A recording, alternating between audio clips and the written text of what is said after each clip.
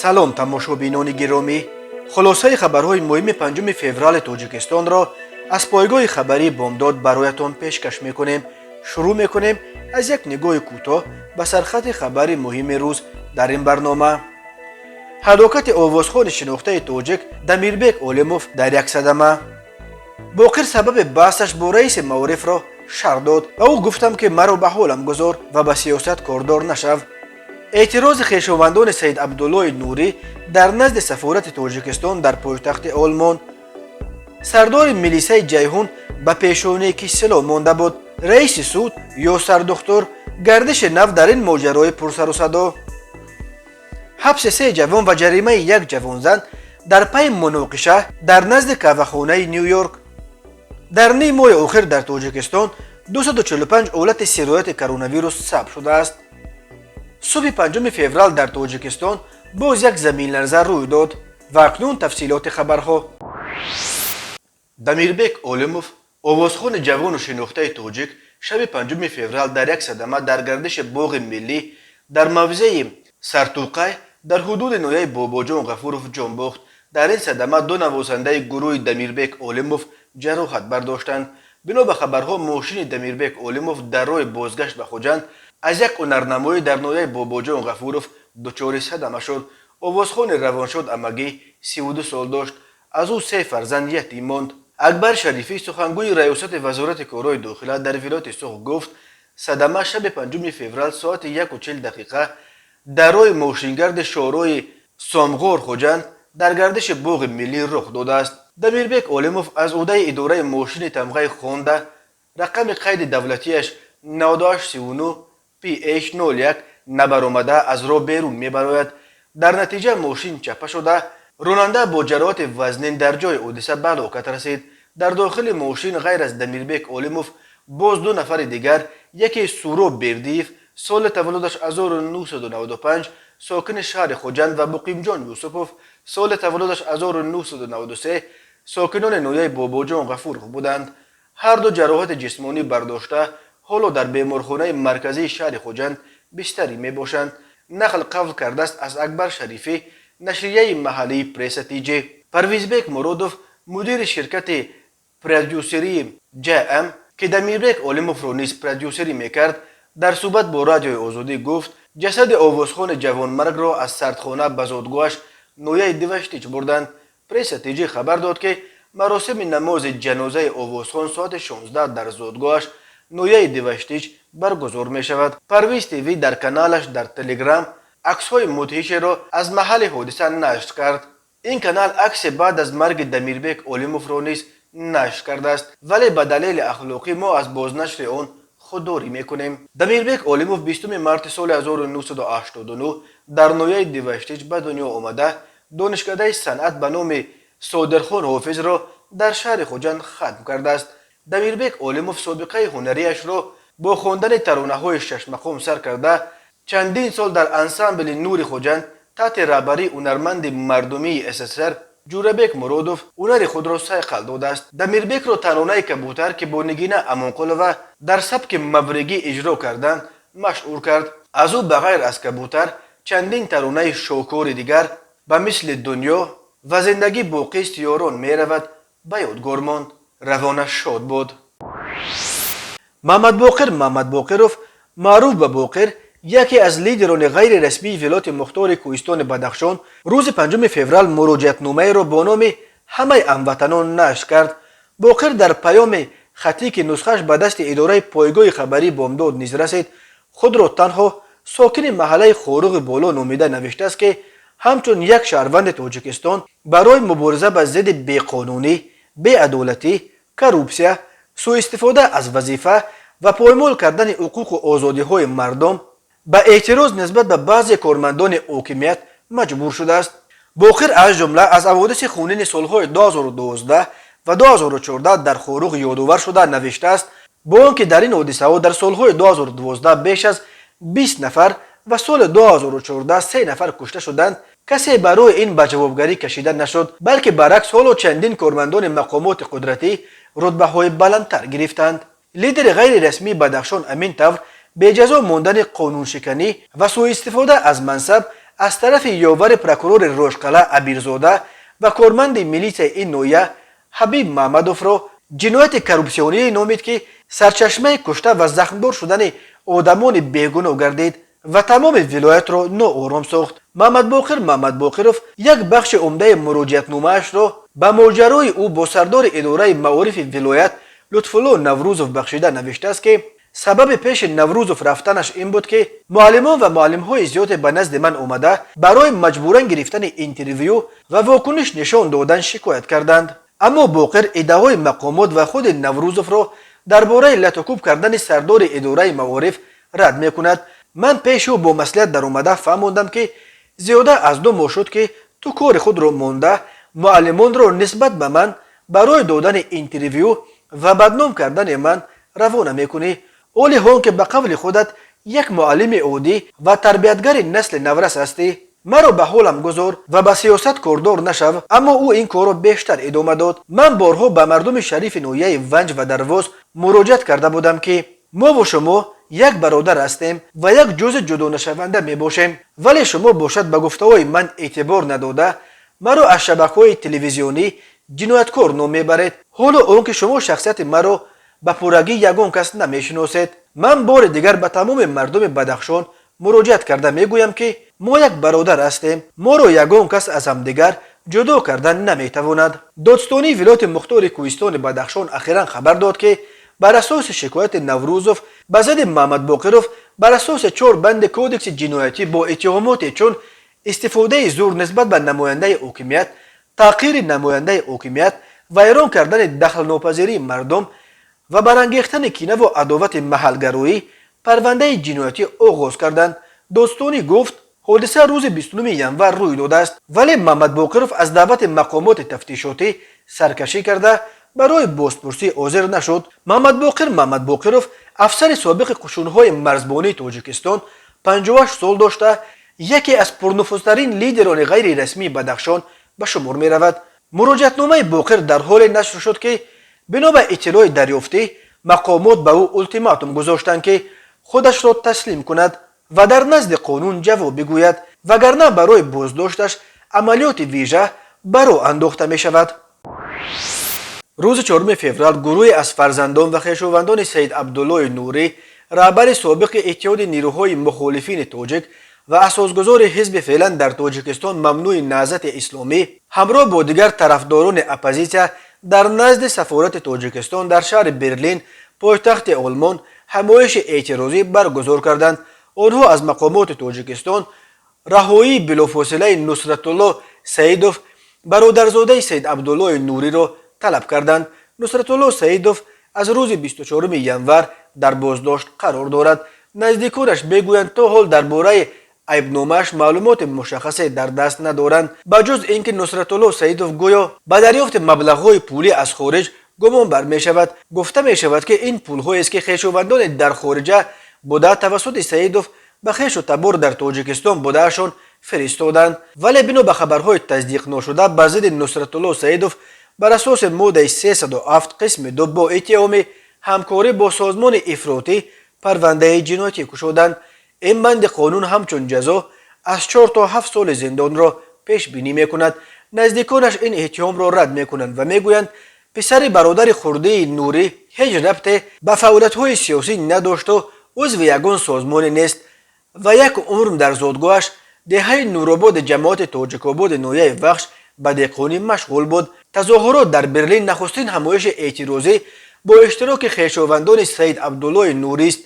در سالهای آخر ده‌ها نفر از خویشاوندان این رهبر سابق مخالفین تاجیک از جمله شماری از فرزندان و نبیره‌هایش به کشورهای اروپا پناهنده شدند، ولی آنها تا کنون از اشتراک آشکارا در فعالیت‌های حزب و حرکت‌های اپوزیسیای تاجیک در اروپا از جمله در فعالیت‌های حزب نهضت اسلامی تاجیکستان، حزبی که جد آنها تأسیس داده است، خودداری می‌کردند. نصرت الله سیدوف برادرزاده سید عبدالله نوری روز 31 ینور به سزا در شهر باختر انتقال داده شد. او تا حال در توقیفگاه قرار داشت.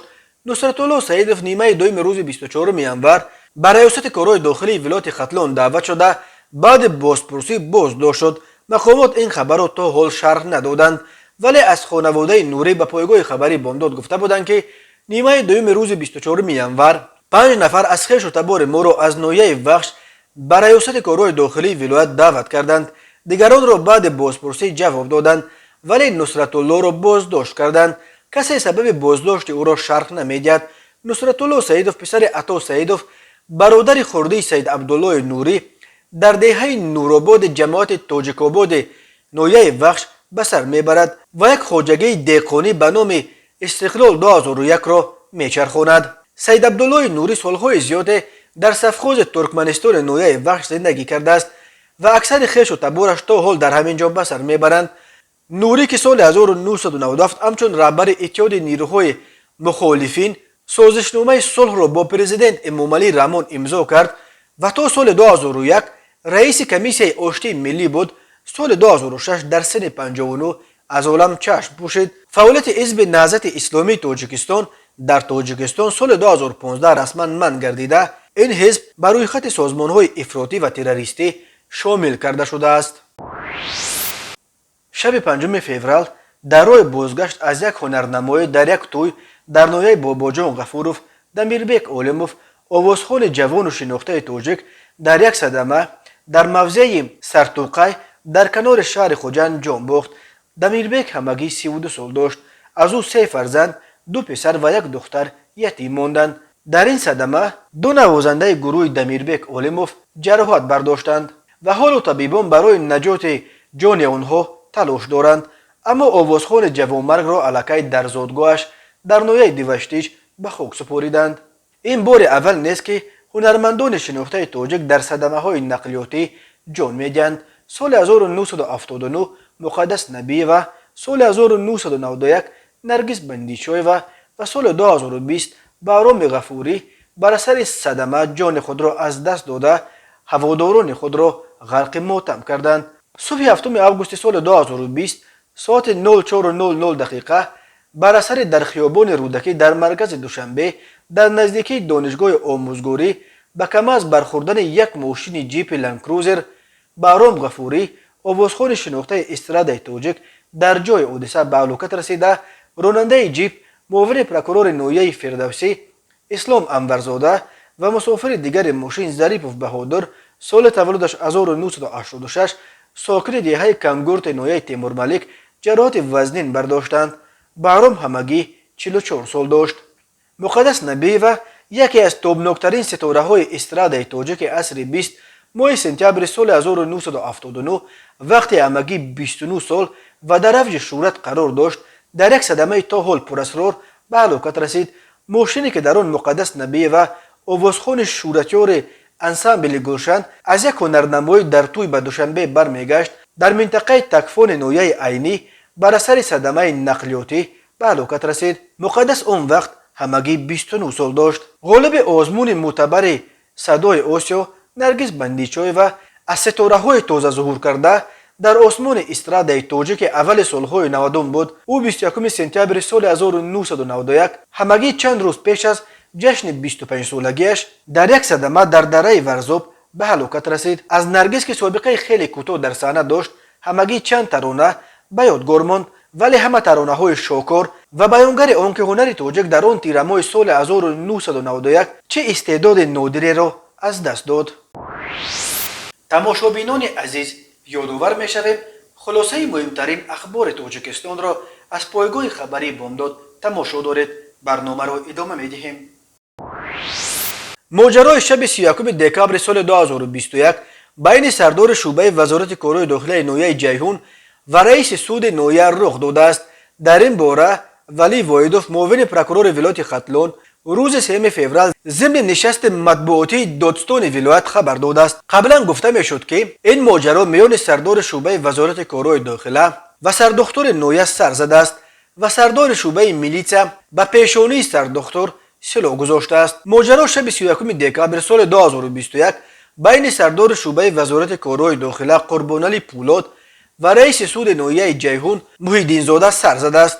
ما حادثه را تحقیق کردیم و همه این مواد را برای چاره‌جویی به وزارت کارهای داخلی فرستادیم. نتیجهش رو به فکرم شما میدونید که سردار شعبه وزارت کارهای داخلی در ناحیه جیهون قربانعلی پولاد از وظیفه‌اش آزاد کرده شد. نقل قول کرده از خبرگزاری از پلیوس از سخنان معاون دادستان ولایت ولی وایدوف در نشست خبری وزیر کارهای داخلی تاجیکستان روز 3 ینور سال 2022 الکی چند روز بعد آن ماجرا قربانعلی پولاد را از وظیفه آزاد و اسرائیل غایبزاده را اجرا کننده وظیفه سردار شعبه وزارت کارهای داخلی نویه جیهون تعیین کرد. با این سوال که آیا وابسته به این حادثه پرونده جنایتی آغاز شده است یا نه، معاون دادستان ولایت ختلان کوتاه پاسخ داد که پرونده را از وزارت کارهای داخلی پرسید. قبلا رادیوی آزادی با تکیه به منابع خود خبر داد که شب سال نو بین سردار شعبه وزارت کارهای داخلی نویه جیهون و سردختر بیمارخانه مرکزی این نویه مناقشه سر زد و پلکاونیک پولاد قربانعلی تپانچه خدمتیش را به پیشانی حامدجان عبدالحلیمزاده سرطبیب نویه گذاشته پس از کشاکش به هوا دو تیر خالی کرده است. بنا به گفته مصاحبان رادیوی آزادی سبب مناقشه این بود است که گویا کدام خیش سرطبیب جیهون نقطه فروش سوزشواری داشته است و به پولاد برفی به احترامی کرده است. حادثه شب سال نو در یک طربخانه نویه رخ داده است. آنجا رئیس سود نویه و سردار شعبه کمیته دولتی امنیت ملی در نویه جیهون نیز حضور داشتند. آنها جنگ بین دو نفر را خلاص کرده با دعوت دیگران تپانچه را از دست سردار شعبه وزارت کارهای داخلی گرفتند. گفته بود یکی از مصاحبان رادیوی آزادی. اما پولاد برفی در تماس کوتاه تلفنی گفت که هیچ جنجال نبود. حامدجان عبدالحمیدزاده سرطبیب نویه جیهون نیز به آزادی گفت از مقامات تفتیشاتی پرسید که چه حادثه شده است. پلکاونیک قربانعلی پولاد برفی همگی 10 ماه پیش به جای نعمت الله صالح‌زاده که با اتهام سوء استفاده از منصب در قضیه قاچاق طلا بازداشت شد به وظیفه سردار ملیته نویه جیهون تعیین شده بود. پیش از این پولاد برفی سردار شعبه ملیته ایستگاه راه آهن شهر دوشنبه بود. وزارت تندرستی تاجیکستان میگوید شماره بیماران کرونا ویروس در کشور به تدریج کاهش یافته ایستاده است. این وزارت شام 4 فوریه خبر داد که در یک شبانه روز اخیر در کشور همگی 5 حالت نو گرفتار شوی شهروندان به کرونا ویروس نو کووید 19 ثبت شده. در این زمان 8 نفر قبلا به این ویروس گرفتار شده از این بیماری شفا یافتند. به حساب وزارت تندرستی شماره رسمی گرفتار شدگان به این ویروس از آغاز پاندمی تا شام 4 فوریه در تاجیکستان به 17340 نفر رسیده. از این شمار تا امروز 17183 نفر شفا یافتند و 124 نفر متاسفانه فوتیدند. به این ترتیب تا شام 4 فوریه 33 نفر گرفتار کرونا ویروس در شرایط خانه یا بیمارستان تحت طبابت قرار داشتند. در اول هفته شماره بیماران حدود 80 نفر گفته میشد، ولی بسیاری ها بر اینند که شماره واقعی گرفتار شدگان و قربانیان کرونا ویروس در تاجیکستان خیلی بیشتر از آمار رسمی است که وزارت تندرستی اعتراف میکند. از 21 ینور به این طرف یعنی در 15 روز اخیر وزارت تندرستی در عموم 245 حالت به کرونا ویروس گرفتار شدن شهروندان را تصدیق کرده است. با وجود از مریضان پر شدن بیمارخانه ها و تایید کرونا ویروس در بدن 10 نفر از سوی آزمایشگاه های خصوصی، وزارت تندرستی تاجیکستان از 20 نوامبر تا 21 ینور طی بیش از 2 ماه به این طرف آشکار شدن یگان حالت نو کرونا ویروس را در کشور اعتراف نمیکرد. مقامات تاجیکستان واکسن را یک راه از همه مؤثر و علمی اثبات شده جلوگیری از گسترش بیماری کرونا ویروس میشمارند. تاجیکستان تا امروز توسط برنامه کوواکس که تقسیم عادلانه واکسن های ضد کرونا ویروس را در بین کشورهای دارای و نادار به هدف دارد به صورت رایگان بیش از 12 میلیون وایه واکسن به دست آورده است. حالا در تاجیکستان ساکنان را به گرفتن وایه سوم واکسن تشویق کرده ایستادند. بنا به اطلاع پژوهشگاه گئولوژی و سیسمولوژی اکادمی علم‌های جمهوری تاجیکستان صبح 5 فوریه ساعت 9:16 با وقت محلی در قلمرو کشور باز یک زمین لرزه به قید گرفته شد. به گفته این منبع مرکز زمین لرزه در 288 کیلومتری جنوب شرقی دوشنبه و 49 کیلومتری جنوب شرقی اشکاشم در حدود ولسوالی اشکاشم ولایت بدخشان افغانستان جایگیر شده بود. قوه زمین لرزه در مرکز آن 6 بال و در دوشنبه 3 بال را تشکیل داده است. کمیته حالتهای فوق‌العاده گفت این زلزله تلفات جانی و خسارات دیگر نداشت. تاجیکستان در یک منطقه زلزله‌خیز قاره آسیا جایگیر شده. هر سال در قلمروش صدها زمین جنبی ثبت می شود. یادآور می شویم 2 ایول سال 2021 بر اثر زمین لرزه در وادی رشت 5 ساکن نویه توجیک‌آباد به هلاکت رسیده. در این نویه و نویه رشت بیش از 200 خانه خراب شدند. و حالا یک مرور کوتاه به اخبار کریمینالی و حادثه‌های ناخوش روز. مرکز مطبوعات ریاست وزارت کارهای داخلی دوشنبه خبر داد که بر اساس ویدیو در اینترنت نشر شده مناقشه در نزد قهوه‌خانه نیویورک 3 کارمند این قهوه‌خانه برای میل افباشی به مهلت 5 شبانه روز به حبس مأموری محکوم شده. یک جوانزن را به دلیل کودک خردسال داشتنش جزای سبکتر دادند و به مبلغ 448 سامانی جریمه بستند. بنا به این منبع ضمن تحقیق نوار مناقشه شبانه معین کرده شد که این حادثه شب 31 ینور به 1 فوریه سال جاری تقریبا ساعت 2 شب در حدود نویه شامنصور در نزد قهوه‌خانه نیویورک رخ داده است. طور معین گردید جوان دختری که در نوار انعکاس یافته است شهروند عباد و زورا، سال تولدش 1997، استقامت کننده شهر دوشنبه کوچه نعمت قربایف می باشد.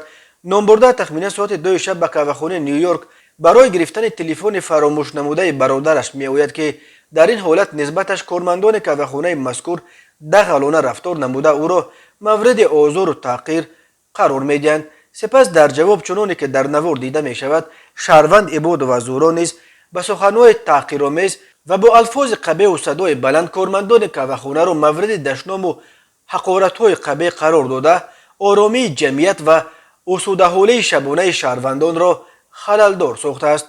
گفته می شود در اطلاعیه میلیسیای پایتخت تاجیکستان در رابطه به آزار و تحقیر و دشنام جوان دختر شهروندان یرمخمدوف علی جان، سال تولدش 1998، استقامت کننده شهر دوشنبه، ادمنستراتور قهوه‌خانه نیویورک کبوتوف تویر جان، سال تولدش 1999، استقامت کننده شهر دوشنبه کوچه نصرت الله مخصوم، کارمند قهوه‌خانه نیویورک کبوتوف فروخ، سال تولدش 2005، استقامت کننده نویه رودکی دهه بالاشهر، کارمند قهوه‌خانه نیویورک دستگیر گردیده. نسبت همه این نامبردگان طبق طلبات ماده 460 کودکس حقوق ویرانکنی مأموری جمهوری تاجیکستان با اتهام میل افباشی پروتکل مأموری ترتیب داده شده. در نتیجه با قرار سود نسبت هر 3 نفر کارمندان قهوه‌خانه نیویورک حبس مأموری به مهلت 5 شبانه روز تطبیق کرده شد. نسبت عباد و زورا طبق طلبات امین ماده بنابر سبب در تربیتش داشتن کودک نابالغ شرطاً جزای سبکتر در نمود جریمه به اندازه 7 نشان دهنده برای حساب‌ها تعیین کرده شد.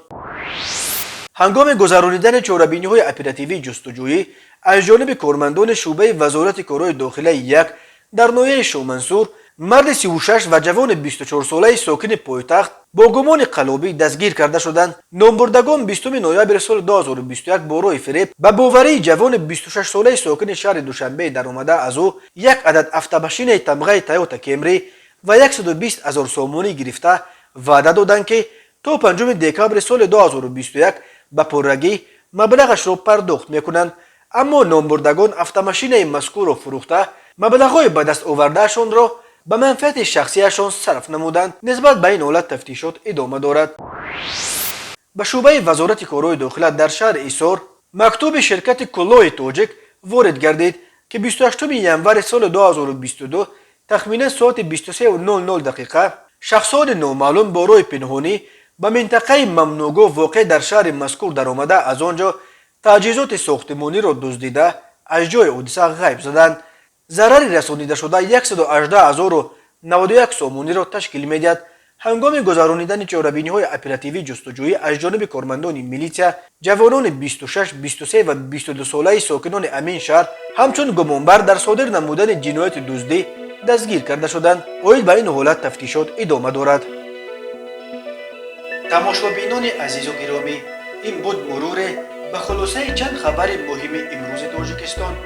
خبر و گزارش‌های بیشتر از تاجیکستان و درباره تاجیکستان و اطراف آن را در سامانه پایگاه خبری بامداد در این نشانه پیگیری نمایید: www.bamdad.com.